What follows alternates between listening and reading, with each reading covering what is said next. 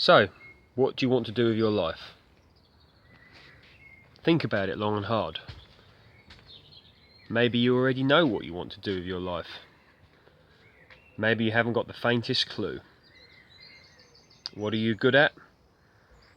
What are you not so good at? What do you want to develop? What skills do you want to develop? What do you want to learn about? It's nice to know what these things are, isn't it? But I'm sure everybody has got some skill that they're good at. How can you develop this skill? People you can talk to, books you can read, things you can watch on television or YouTube or on some other platform. So much out there that you can learn, isn't there? What do you want to do for a job? How do you want to earn a living? What will make you happiest? What will make you and your family happiest? What will allow you to spend time with your family? What job will be good for your mental health, for your physical health, for your spiritual health? It may not necessarily be the one that will give you the most money. These are all big questions, aren't they? Questions that we all ask ourselves about life and the things that we can do or not do. I look around a lot now and I see a lot of sort of discontent, really. People aren't happy. They might have money, they might have a nice car, nice clothes, they can go out for a cup of coffee whenever they want, they can go to a restaurant every weekend, during the day, in the evening. Stuff that people 100 years ago were probably, certainly people that weren't rich, were unlikely to be able to do on a whim like people can do now. Do people share bath water anymore? They did. People talk about it. But now, who shares bath water? Simple things like this. But with regards to maximising one's own potential, think about what you can do, what you can offer the world, what gets you in here and up here. Just think long and hard on that subject, because we're only here for a time, and you need to look at what you're going to do with that time. Of course, the younger the better. If you know at 10 years old that you want to be a computer programmer, great. Straight to it. You know what you need to do. Unfortunately, or fortunately, depending on how you look at it, many people, myself included, are not like that. I did not have half a clue what I wanted to do, and it's only in the last few years that I'm starting to get a clue of what I want to do. Obviously, most of you guys, excuse me, that watch me know that one of my biggest passions in life is gardening. It's not my only passion in life, but it is a passion, and it's a passion that you can use to obviously put food on your table, quite literally. Things like peaches, which will be here hopefully within the next month or two, and strawberries as well. In the term of gardening, putting food on your table, it's very literal. But there are other things, gardening included, that can get you money, that you can put food on your table using those skills. Are you a plumber? An electrician? Carpet fitter? Hairdresser? Do you do nail varnish and facials? Hairdressing? I may have said that already. So many things out there that you can do. Can you teach people how to drive? Teach people to play the guitar? Are you good enough to play the guitar on stage, or the drums, or any instrument at all, or singing, that people will actually pay to watch you play or sing? Are you good at electronics? Can you wire a house?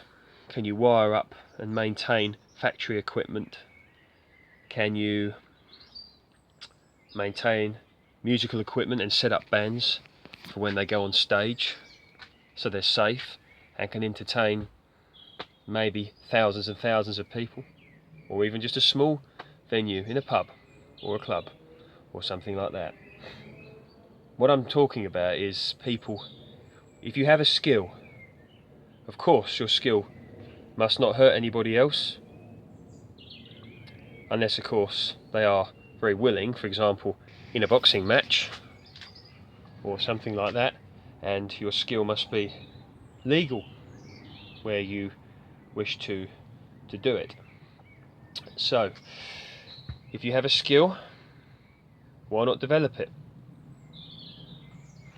Doesn't matter what it is, as I've said, as long as it's legal and within reason, you're not hurting anyone.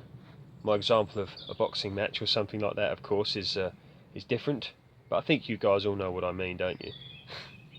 So how can you do this? Well, you can start by, obviously you guys are viewing me on YouTube, why not YouTube it?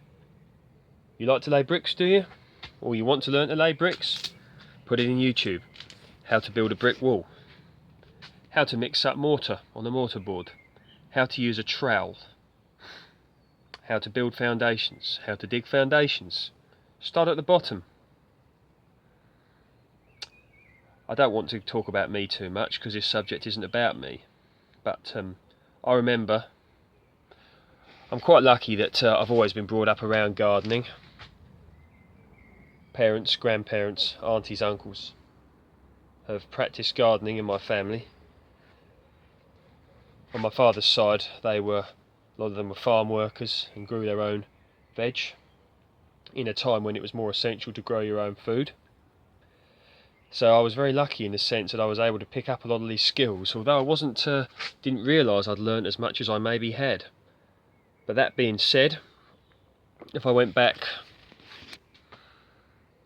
10 years, less than that, my knowledge certainly was not a patch on what it is now. Probably not even 10 or 20% of what I've learned. You know, I've learned how to graft trees. I've learned how to produce fruit that's hard to produce in the UK, such as peaches without peach leaf curl. Learned about cultivation here. Growing stuff in the UK that one would not normally grow in the UK. Probably 5 years ago I didn't know any of this, nor would I even have considered the fact that watermelons were possible to grow here in the UK. Of course that's not a big deal, is it really, because if you want to learn something you will. But finding a way of learning something and then using it to make yourself money so that you can feed yourself or your family is another thing. But I think that many people can find ways of doing this if they just basically look at what they do with their life. And there's so many things that you can do, and you never know, it may turn into a lot more. So if you think about it, these people that are in jobs that they don't really want to be in, and it's harming them physically, mentally and spiritually, and they really don't want to do it, could there be another way of getting out of it? Of course, we all need money in this world, and earning it, doing a job that you love or like, is a good thing to do. Of course, that won't always be easy, and there will be challenges. But if you're moaning about your job, you have to work late shifts and you don't get to see your family, you have to work with people you don't like, you have to work with lazy people, you have to work with selfish people, people don't appreciate what you do. Of course there's going to be a degree of this sort of thing in any part of life, because unfortunately this is human nature and nobody is perfect, myself included. But what can you do in order to help get yourself out of this sort of system that we're in? The system is good though, in many ways it's beautiful. For example, sick pay, holiday pay, things like that are great. What is it, 4 or 5 weeks full-time worker gets on holiday? Excuse me, annual leave every year. That's really good. But are there other ways? Could you develop your skill enough so that you could use this to earn money to support your life, to support your family, to fulfill yourself. Been thinking a lot on this subject myself lately, just what is possible. And the way to start is to start at the bottom. So you've got this thing you want to do. Let's say you want to teach guitar, play guitar. You need to get good enough at it yourself, of course. You've got to be good. You've got to develop your own skill. Of course you can't be poor at it, because people will soon work that one out, and you probably will not do as well as you could. But if you spend 5 years cultivating a talent and a passion, who knows where you could be. The area in which to put your effort in, of course, is down to you. Let's use the guitar example again, because there's many people out there that love to play the guitar, but are they good enough to make a living out of it? That's another story. So, yes, if you pick something that's good to make, easier to make a living out of, that everybody needs. End of the day in business, you need to supply a need. There's a demand for something, there's a need for something, and you can supply it. Therefore you should be able to make money. For example, I'm not going to do it because I eat them myself. If I stuck some runner beans out when they come in a few months on the road out the front, I'm sure some people would buy them. That's business, although on a very small scale, admittedly. But you've got to find a way of bringing your passion to people so that they know that you're doing it. Website, Facebook account, advertisements in a newspaper, in a local shop. So much you can do. Tell people you're doing it. Let's say you are a bricklayer, or you are an amateur bricklayer but not a professional. As long as you're not building anything, you know, that needs plans or anything dangerous, you can put yourself out there.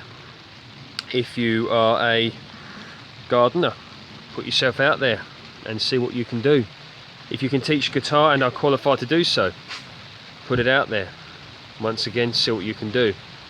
But of course you've got to be good at what you do. You can't just be a pretender. You have to know what you're talking about and be safe in your working practice so that nobody gets hurt. You want to be a driving instructor? Why not? Or a lorry driver? Why not find a way of learning how to do it? I'm sure if you search your heart hard enough, you will find somehow a way that you can do something like that. I think you guys understand what I'm talking about. I wish you all the luck. Go out there and do it. Speak soon.